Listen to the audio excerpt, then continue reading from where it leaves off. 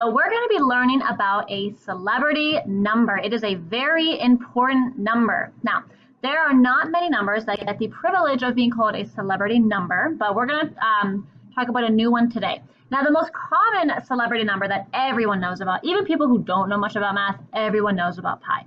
The irrational number, invented a long time ago, 250 BC, by the Greeks, most particularly Archimedes. So everyone knows about pi. Another celebrity number is I, and that's the imaginary number, first accepted around the 1500s, and a mathematician by the name of Euler was the first one to actually use the symbol I to represent imaginary around the 1700s. Now, there is a third celebrity number, which you might have never seen before until now, and not many people know about this celebrity number, even though it is a very important number, and it's arguably more important than pi is. This number is E. My computer calculator is not working that well, my graphing one, so I can't show you how to do it on the video, but there is an E button on your calculator. I'm sure you've noticed it before, and I'll show you in class if you need. This is the number 2.718281828, dot, dot, dot. It is an irrational number. It goes on forever, just like pi did. It was first introduced by a Swiss mathematician by the name of John Napier. This is around the 1600s. So E is relatively new. Like pi has been around forever. E is a very new constant. It is not a variable. It is a constant number. And John Napier first discovered E when he was developing logarithms for the first time. So he's one of the first mathematicians to ever work with logarithms and the natural base E. So E is commonly used as a base for exponents, and what I mean by that is E to the x. So it'll be the base to some exponent x. And just to emphasize the fact that E is a number, not a variable, and also to show you what the graph of E to the x looks like, because you should know that, we're going to graph the 2 to the x, 3 to the x functions, and then we're going to graph E to the x and talk about how they compare. So let's go ahead and start with graphing 2 to the x. So 2 to the x is 0, 1, 1, 2, 2, 1, 2, 3, 4. If you have not paused the video yet, do so now, please, and write all the notes down. Now, don't just write the notes that you think are important. Make sure you write all the notes. Don't be truncating these. All the notes are important, and you need them all written down. Now, if I do -1, that'd be a half. -2 is a fourth. So if we go ahead and graph this, horizontal asymptote. Okay, there's 2 to the x. They're all going to have the HAY equals 0. Now let's go ahead and graph 3 to the x. So graph this one with me. Again, 0, 1. This time 1, 3. And, oh my, 2, 9. There we go. Okay, so this one is steeper, and it's still going to level off. Hopefully yours looks a little bit better than mine. And then let's go ahead and graph E to the x, which again is 2.718 dot, dot, dot to the x. It would still have a y-intercept of 0, 1, because E to the 0, anything to the 0 is 1. If I plug 1 in, that will be E to the first power, which is just E. So at 1, I'm at 2.7.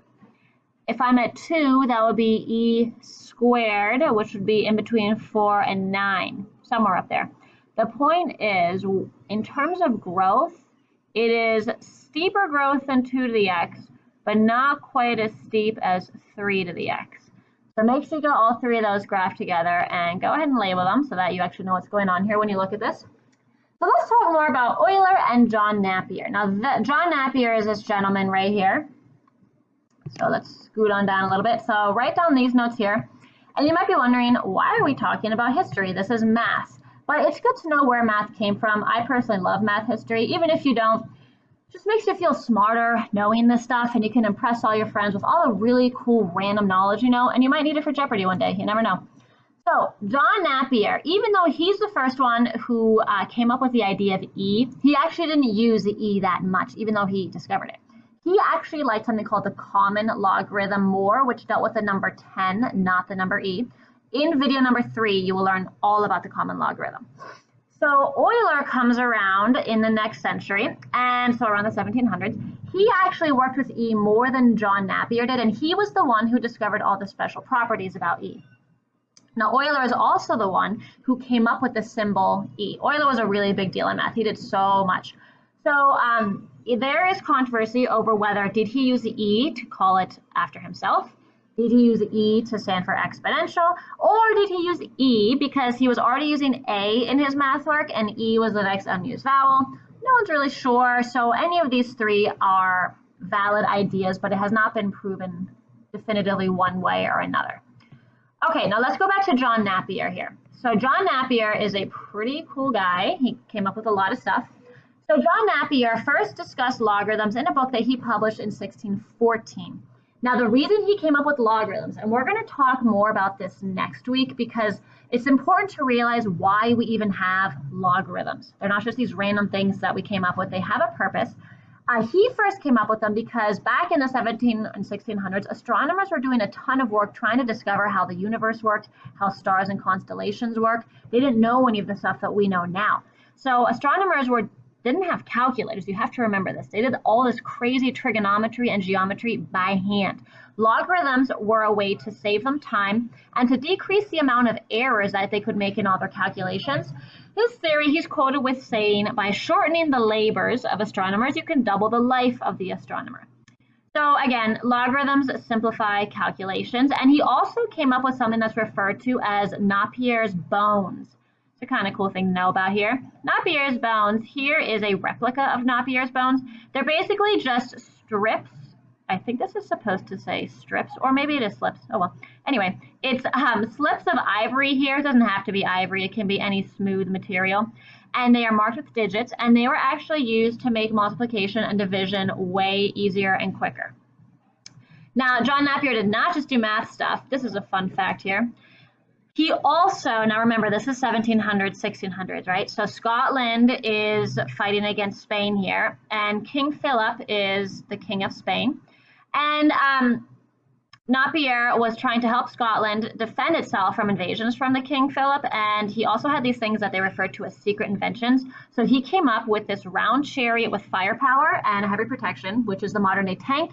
He came up with the modern day submarine, and he came up with the modern day machine gun, this artillery piece that could mow down soldiers in the field. He actually tested it on fields of sheep and just like obliterated sheep with his testing, and he realized how powerful and dangerous his machine really was. Okay, let's get back to math here. Let's talk about E. Now, the main purpose of this video is to talk about how we get E, and in class we'll actually work with E. So let's talk about the first way to get E, and that is with money. The other two ways are pretty quick. So let's write this. I want you to take all these notes down here so that you don't get confused on how we actually got this.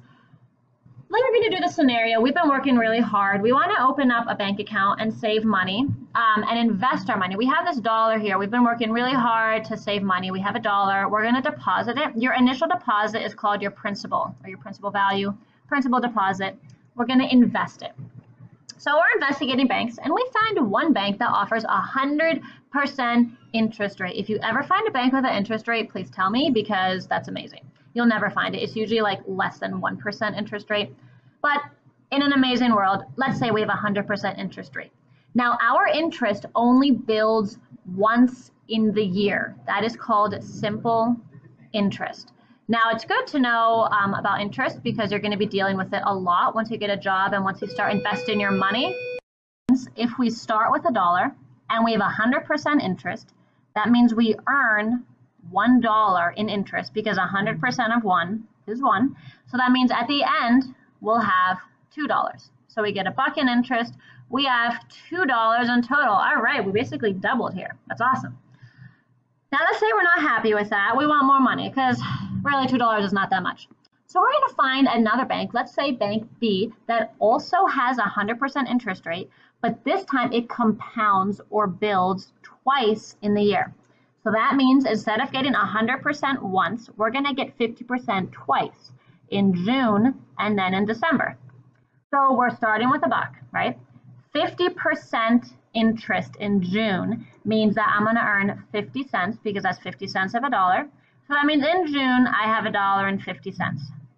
Then I take my $1.50 and I get 50% interest of that. 50% of $1.50, well, half of $1.50 is 75 cents. So that means I have $2.25. Look how cool that is. I have even more money. So the interest is building on itself, which is why we end up with more money, $2.25. That's pretty cool. Let's see if we can make even more money instead of breaking up 100% twice. So let's try building or breaking it up 4 times. All right, so we have 100% interest. It's compounding quarterly. So that means we get, 25% 4 times a year. So watch carefully here. Ready? We start with $1. January, February, March. In March, I get 25% interest rate. So I earn 25 cents, which means in March, we have $1.25. Okay, so from March, April, May, June, March to June, I'm going to get 25% more interest rate. Now, I want to make sure you're totally okay doing this. That means I have $1.25. To find out how much interest I make in the second quarter, I'm going to multiply by 0.25. Okay, we get 31-ish cents, so 0.3125. That's our interest in the next quarter. So now I have $1.5625. All right, so in the summer, in June, I have this much money. June, July, August, September. During the third quarter, let's find out how much interest we make. 1.5625. Times 0.25. Okay, about 39 cents in interest. So that means in the fall, I have $1.95-ish cents. And then if I start with 1.953, and I get 25 interest on that, I would end up with 0.488 in interest if I multiply by 0.25 again, which means I end with a grand total of 2.4733. Oh my gosh, I made even more money. This is amazing. Let's keep going and get even more banks that break it up even more. So, okay, this is important here. Interest, write this down, builds on interest. Now, a lot of people don't understand the power of interest. Interest is an amazing thing, and people who don't understand how interest works end up getting screwed over because they don't realize that interest is amazing if you're trying to earn money, but at the same time, when you take loans out for a car, a house, or college, interest can be a very bad thing because it grows very quickly, and your college loan of $20,000 can turn into $30,000 in like a decade because compound interest is amazing. It's one of the most powerful growths there is. So this is compound interest, interest that builds on interest, as opposed to simple interest, which I wrote above. Simple interest only builds on the principal amount of $1. Compound interest builds on the interest that you made. So all this interest builds on itself. It's like a snowball rolling down a hill. It gets bigger and bigger. Okay, let's do one more scenario here. Actually, I'm not going to do it all up because that would just be crazy. But let's say we have 100% interest and we find a bank that's going to compound 12 times a year every month. So that means 100% interest broken up into 12 months gives me about 8.3% per month. If we compound 12 times, we are actually going to end up with $2.61. Is this magic or what? So the question is, all right, this is cool, but like, can this go on forever? Is that even possible to keep getting more and more? Well, let's see. Jot this down so you have it for your reference. Notice what happens. It is true that the more you compound, the greater your final balance. But check it out. I start at 2, and if I compound every day, every hour, every minute, every second, which is really compounding continuously, from here to here, there's not that much of a growth anymore. In fact, it looks like we have a big increase here. Our increase gets smaller and smaller and actually levels off. There is a limit involved here. And our limit, and you should look at this number, and it should look familiar here because it is our celebrity number, E.